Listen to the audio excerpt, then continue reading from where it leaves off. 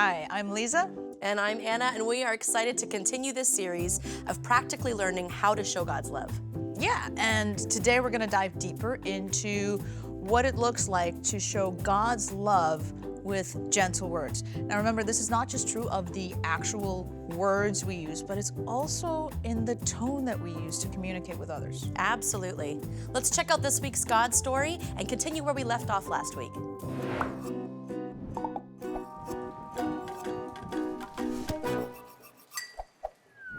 In this series, we've been looking at the fruit of the Spirit.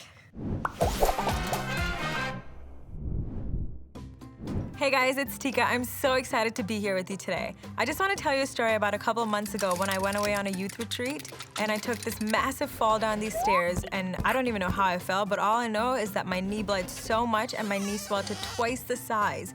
After that, I just had to be super careful when I walked around everywhere because it just hurt so much. And a friend of mine offered to carry me around, but I felt like I was strong enough to just do it on my own. So you're probably wondering why I just told you that crazy story, but it makes me think of today's big idea that we can show God's love with gentle words. In this series, we've been learning about the fruit of the Spirit, and that is love, joy, peace, patience, kindness, goodness, faithfulness, gentleness, and self-control.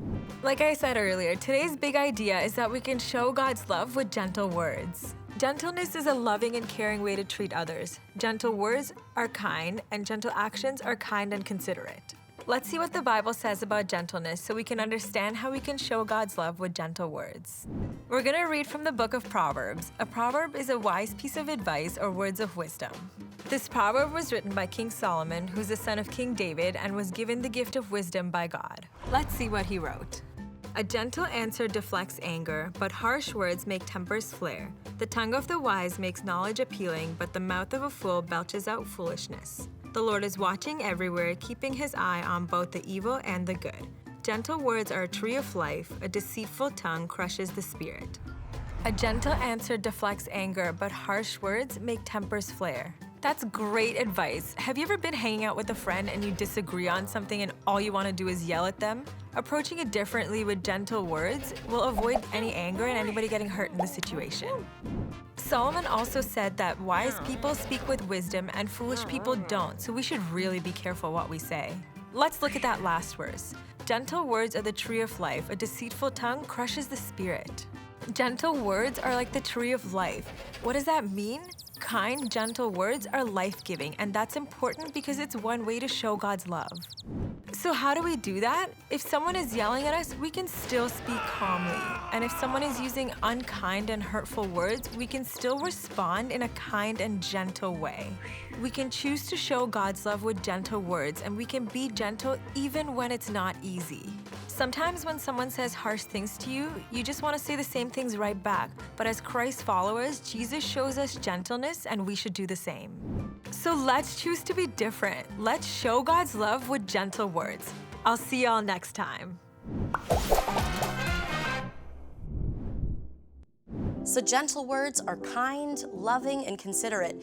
And these are often the words that stick with us as we get older. Oh, absolutely. And you know what? Not just the words, but the actions as well.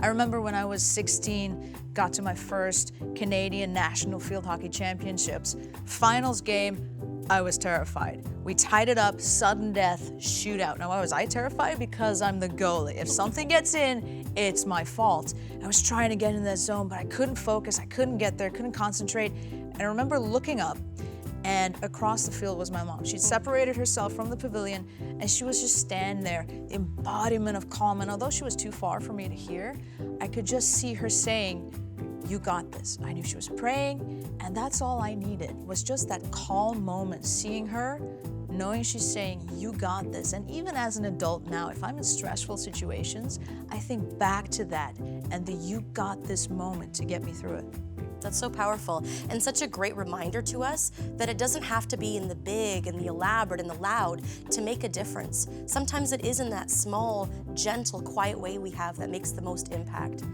You know, we wanted to give you a great example of this, and so we took a visit to our friends at the Oakville and Milton Humane Society and asked them to share with us how words of kindness and love and gentleness have made an impact in the lives of animals who may have been neglected or abused. Yeah, you don't want to miss this. Check it out.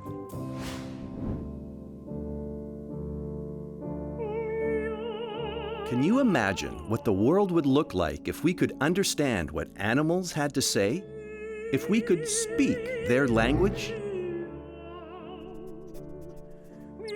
A place that not only understands the heartbeat of animals, but that shows them love, care, and kindness is the Oakville and Milton Humane Society. The main focus of the Oakville and Milton Humane Society is to help animals. We find lost animals and reunite them with their families.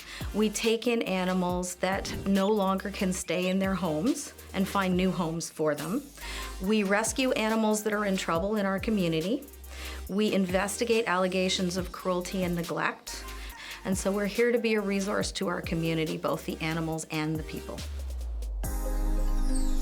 The animal species that we tend to get here, for the most part, are dogs and cats. But what people don't realize is that pretty much anything that walks, flies, swims, crawls, and needs assistance in our community could come in. So that has included things as large as ostriches and as small as fish.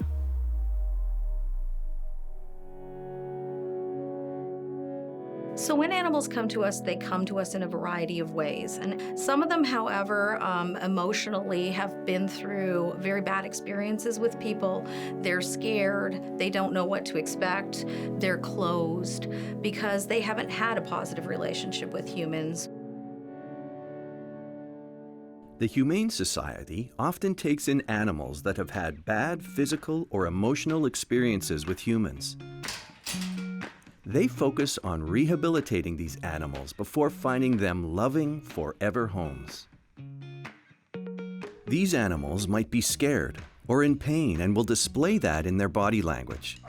They might be trembling, keeping their ears down, turn their heads away, and sometimes even growl when people approach them.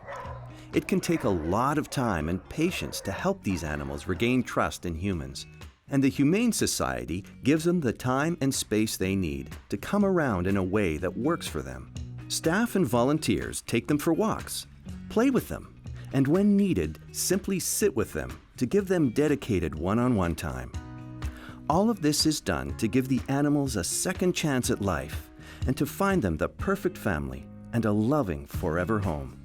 If we feel that it is going to be a long process and they need to learn to trust someone, that would then involve a foster family, and that foster family becomes the bridge potentially to being able to make connections with new people and new families. For me, fostering is great because I can get a puppy fix or a kitten fix, and then I can send them back when my life gets too busy for that. And it's a wonderful way of just sort of paying it forward, and it's a feel-good, it's a win-win. So about a year ago, I got a call from the Humane Society requesting whether or not we'd be interested in helping an older dog convalesce after hip surgery. And so I wasn't too sure, but we went and met Angel, and well, that was kind of all it took. Go get it. So I guess the couple of months stretched into a couple more months, and at this point, we were very comfortable with her in the house, and she's kind of fit right in, so we didn't have the heart to sort of send her back and start at ground zero looking for a forever home, so we decided to keep her. Here she is. So knowing how to behave around animals will, in time, enable an animal to come around and become a normal, happy, healthy animal. What I love about animals most is they're honest, and that the relationship that you have with an animal is pure. And most of the time when the relationship messes up, it isn't because of the animal, it's because of the human.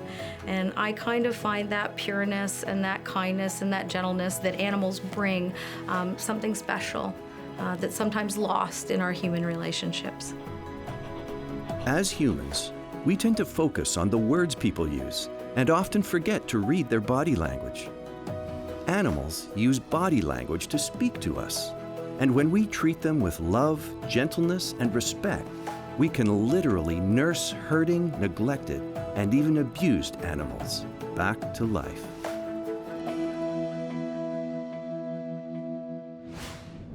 You know, we may not know why these animals ended up at the shelter, but we were able to see everyone show them love, kindness, and gentleness. Yeah, and you know, as we just saw, sometimes it takes a lot of patience and gentleness to win back the trust of an animal that maybe had a bad experience with a human. But it struck me, if we're willing to go that far for animals, how much more can we not show God's love to the people in our lives? That's huge. You know, we witnessed the staff and the volunteers doing the smallest things, taking dogs for walks, playing with the cats, ultimately just spending time with these animals to show them love. How can we now take that example for our own lives and take time for people, show them love and gentleness, and ultimately God's love for them? Yeah, I mean, we can show God's love to the people in our lives, we can show it to the animals in our lives, we can show it to all of God's creation. So let's go into our small groups now and discuss what this will look like if we actually were to apply it in our own lives. See ya.